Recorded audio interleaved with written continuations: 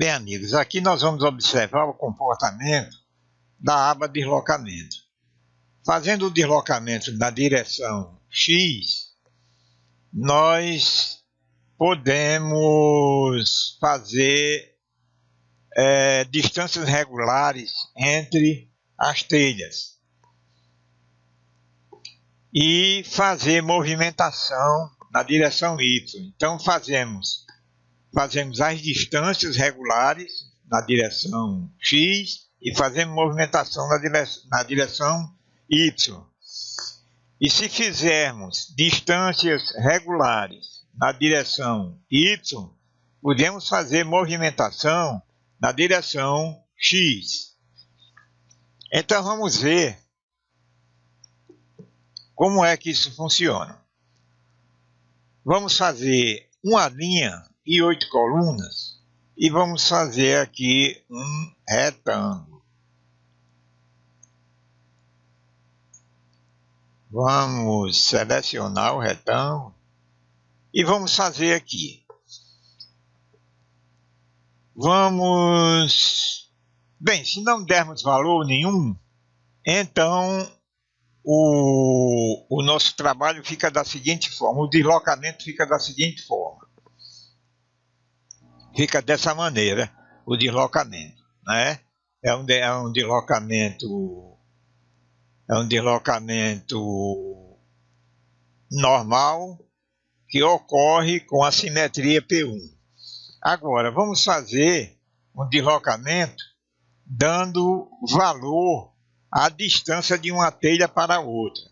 Então, vamos aqui remover e vamos aqui dar um valor de 100% aqui de uma telha para outra. Então, vamos escrever, eu selecionei aqui, vamos escrever 100. E aqui nós damos criar e veja que é uma separação de 100% de uma telha para outra, né? 100% é porque a largura da lacuna é a mesma largura da telha, né? Então é 100% da telha. Bem, agora podemos fazer, né? Fizemos o distanciamento das colunas, agora podemos fazer a movimentação na direção Y. Então escrevemos aqui na direção Y um valor que nos interessar, por exemplo, no caso aí vamos fazer 10%. E vamos criar. Então ficamos assim. Então temos aqui um deslocamento na direção X e uma movimentação na direção Y, né? Então vamos remover isso aqui e vamos fazer um deslocamento na direção. Eu vou remover e vou redefinir aqui, né? Redefinir, apagou tudo aqui. Então eu vou fazer agora um deslocamento na direção Y. Então vou escrever aqui. Eu vou dar 50% na direção Y. 50% na direção Y. Então ficamos assim o deslocamento. Vou dar aqui 4 linhas e uma coluna. Agora nós vamos ter a seguinte situação. Então, temos essa situação aí, né? Nós temos 4 linhas aqui, né? 1, 2, 3, 4 e temos uma coluna só. Agora podemos fazer uma movimentação na direção X.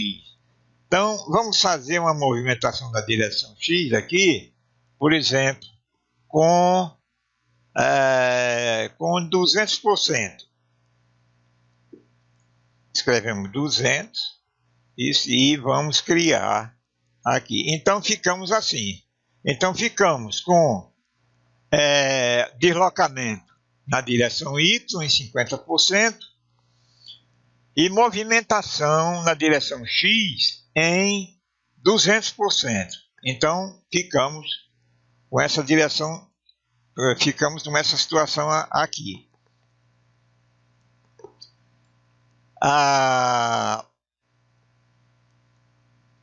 esses grupos de ladrilho, esses 17 grupos de ladrilho, é necessário que a gente procure ir entendendo um pouco para a gente previsualizar as coisas que a gente vai fazer, né? Com o tempo a gente vai adquirindo prática, né? Então aqui nós vamos remover, né, o que nós fizemos aqui, vamos remover aqui, né, nessa aba, esse botão, removemos. Aqui nesse botão nós vamos apagar isso que nós fizemos aqui, redefinir, e vamos fazer o seguinte. Vamos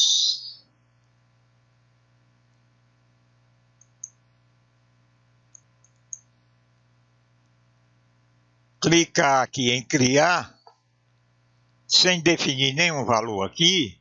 Então nós ficamos dessa forma assim, né? Eu coloquei aqui 8 colunas. Vou colocar mais um pouquinho aqui. Eu vou colocar 16 colunas aí. 16 colunas. Então ficamos dessa maneira. E vou fazer o seguinte. Aqui em expoente nós vamos marcar aqui o expoente aqui está em 1. Então nós vamos marcar 1,1. 1,1. E vamos clicar aqui em criar. Então veja para que é que serve o expoente. Houve um incremento de 1% de uma telha, da distância de uma telha para outra, houve um incremento de 1,1%. Isso varia de acordo com o valor numérico que você coloca ali, né? Se você colocar 1,2, 1,5, essa distância vai variando de acordo com o valor numérico que você coloca. Vamos supor que eu tenha duas linhas, né? Vamos supor, eu vou escrever aqui duas linhas, né? Eu estou com uma linha só, vou escrever duas linhas aqui. Eu fiquei com duas linhas e 16 colunas. E vou escrever aqui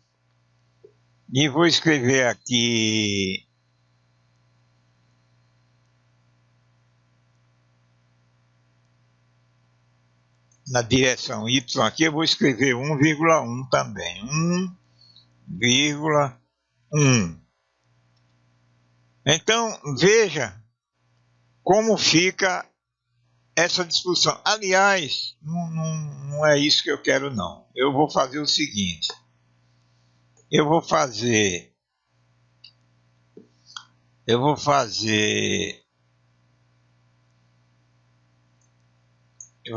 12 colunas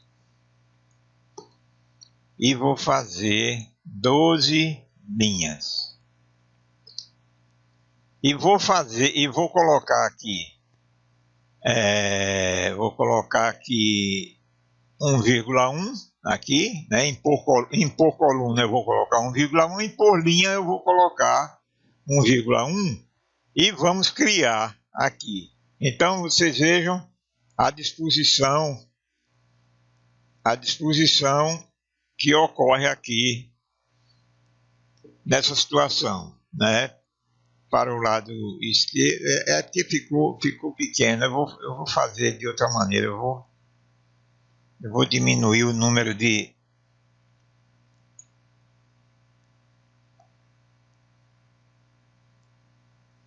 Eu vou diminuir aqui o número de linhas e colunas. Eu vou colocar 8 linhas e 8 colunas. Vou remover aqui e vou criar. Então ficou melhor de observar, né? Ficam... É porque as linhas aqui na direção Y, né? o quadro não dá para colocar tudo na direção Y, só dá para colocar na direção X. Mas a gente percebe perfeitamente o que ocorre quando passamos para o expoente 1,1 na direção X e na direção Y também, né? Então, o expoente tem essa funcionalidade.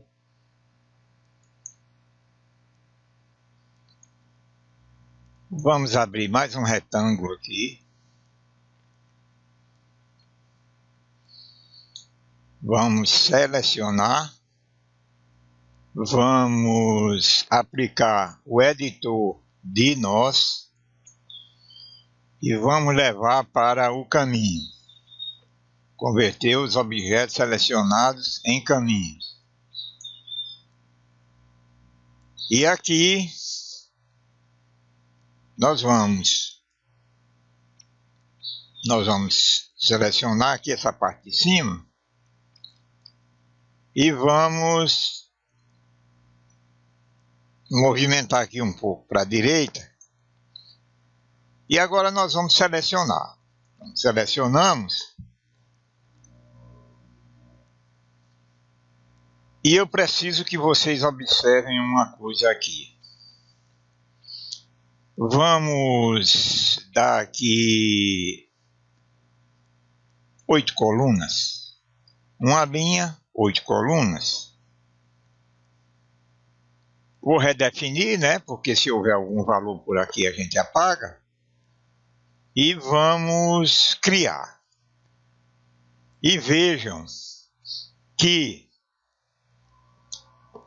se esse retângulo estivesse na posição completamente vertical, essas figuras estariam unidas. Porque aqui na aba deslocamento não há nada escrito aqui, não há nenhum cálculo feito aqui para que ela fique uma distante da outra. E elas ficaram uma distante da outra. E isso porque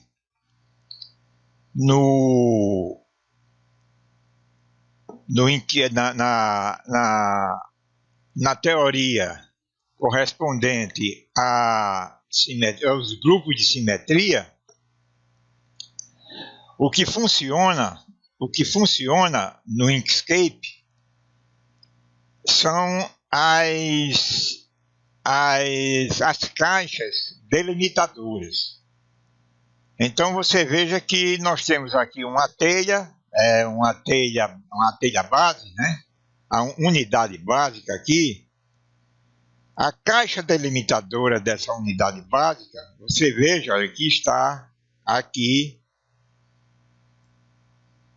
fora da figura aqui e fora da figura aqui embaixo, né? Então a caixa delimitadora, ela delimita a região da figura. A caixa delimitadora, ela não delimita a figura, ela delimita a região da figura. Então, o que se move aqui é a região da figura e não a figura. Então, a partir de agora é preciso que vocês se lembrem disso, porque vão ocorrer inúmeros problemas de sobreposição de imagem, quer dizer, figuras que ficam sobre a figura, sem você saber o que é, e figuras que ficam fora da figura, como é o caso aqui, sem você saber também o que é.